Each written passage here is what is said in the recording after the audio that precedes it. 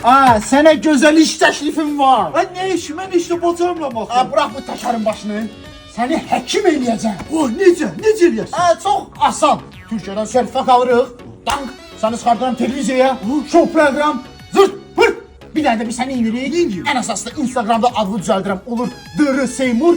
Çox. Hazırsan. Mən həkim.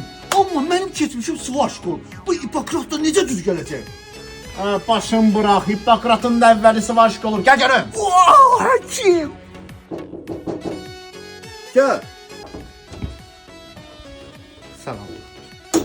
Doktor, mən sizi Instagramda görmüşəm.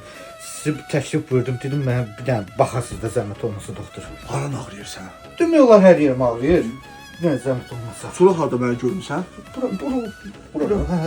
Sonra mən harda görmüsən? Sonra televiziyada canlı efirdə o gün möhtəşəm idiniz doktor. Mənə bax.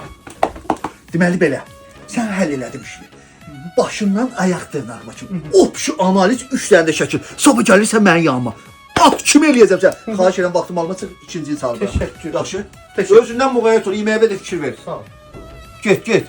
Alo. Mənə bax, sənin yanıma bir dənə xəstə göndərmişəm, opşu analiz. Faizimi kartıma atarsan, yaxşı?